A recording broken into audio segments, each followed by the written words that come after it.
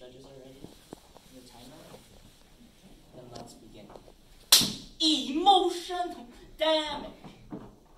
This is a phrase popularized by a Chinese-Irish YouTuber named Stephen Huck, who makes comedy sketches primarily about Asian stereotypes. The title of the video this phrase was in was When Asian is a Difficulty Mode, parodying the perception that Asians have to be perfect at everything, using the analogy of a video game.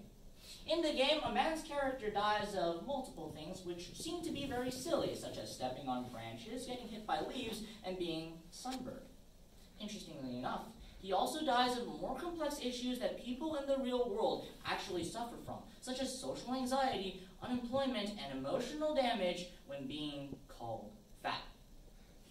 I thought that this skit was hilarious, and apparently 40 million other people around the world did as well. But what about this video made it resonate with so many other people?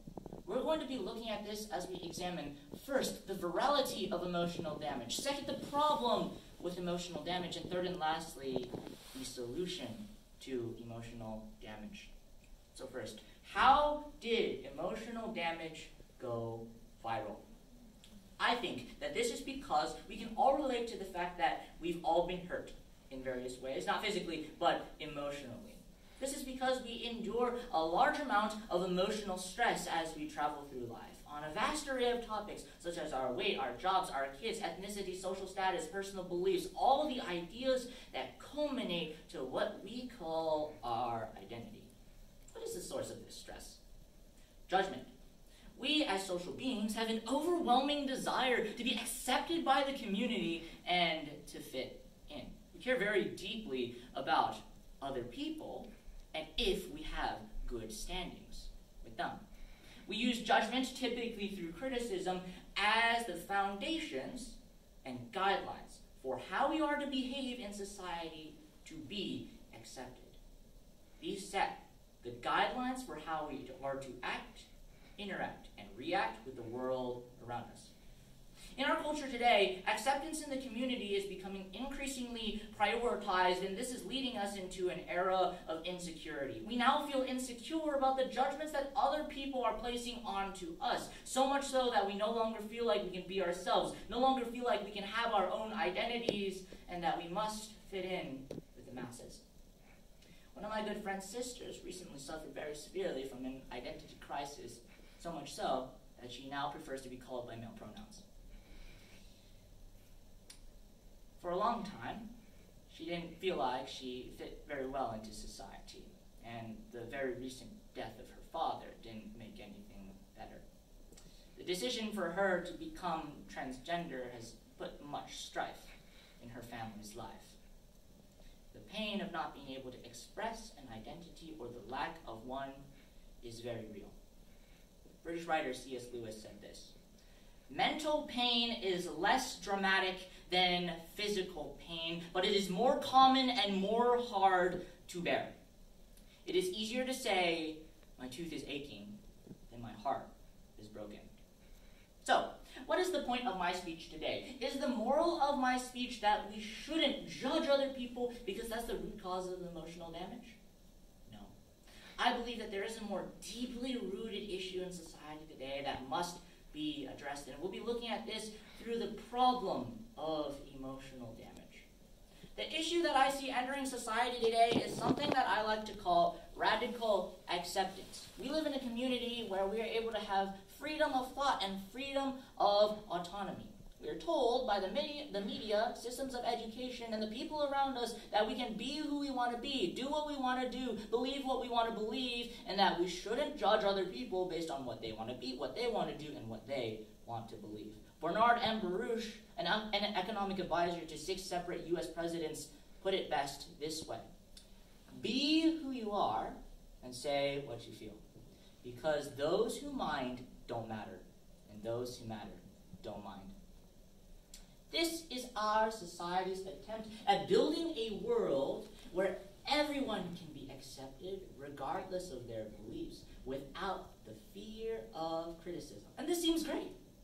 We can now quite literally be who we want to be.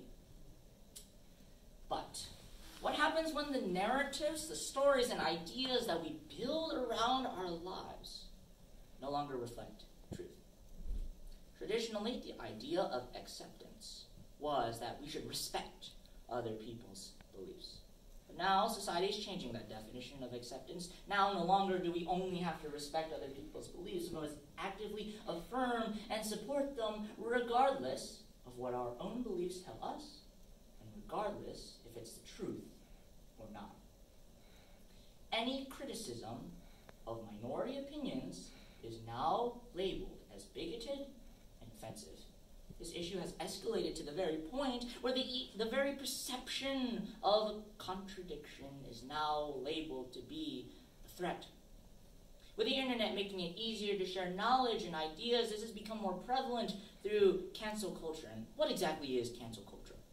Cancel culture is the active destruction of a person's reputation, life, and character by publicly calling out something they said or did that may be considered offensive to another individual or group's beliefs. This has become more prevalent as our society now reacts to perceived offense online with ease.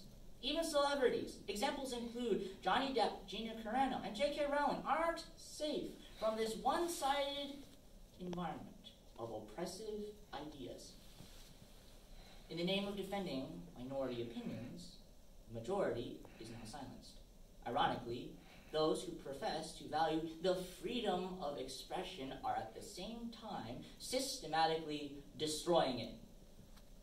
So, is there a solution? Can we fix this? I recognize that this is a very complex issue that has many facets, and there's no one simple solution, but we can start by doing two things. Seeking to understand others and practicing self-forgetfulness. First, seeking to understand. Proverbs 13 of the Bible says this: where there is strife, there is pride, but wisdom is found in those who take advice.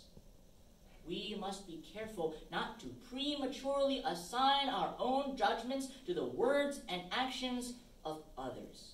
Marking criticism that is directed towards us as offensive prevents us from improving and being better versions of ourselves. Dale Carnegie, in his book, How to Win Friends and Influence People, put it this way: any fool can criticize, complain, and condemn, and most fools do. But it takes character and self-control to be understanding and forgiving. We must be careful not to be overly sensitive in this sensitive world of ours. Thus, we can avoid unnecessary conflict and strife in our lives. Second, practicing self-forgetfulness. At the end of the day, if we selfishly look in at ourselves, try to develop our own identities by considering our own behavior, our wants, our needs, our hopes, our dreams, we will not feel satisfied with ourselves. We are social beings, and we gain our identities from the community. Without the community, we can never truly be who we want to be and the best we can be. A youth pastor who preached at a church retreat that I went to put it this way: let's say there are two people listening to a sermon. One of them is looking down and in at himself and slouching. The other is looking straight up at the pastor. Who do you think will have chronic back pain in the future? You see, even our bodies are designed to look up and out at other people, not down and in at ourselves. Practicing these two principles of self-forgetfulness and seeking to understand others will help to take the focus off of our insecurity and put it instead on building positive relationships. Now, his goal may not have been to observe the social climate that we live in today or address the rapidly changing world of emotions that we live in, but Stephen Huh touched upon one of the most important aspects of life that we experience daily. The reality is, we're constantly assailed by culture's demands for us to measure up, live well, and succeed. But it's only when we realize that we don't have to live up to the world's expectations that we can take the time to look up and out of the shells that we call our lives, that we can heal and restore our emotionally damaged world. Thank you very much.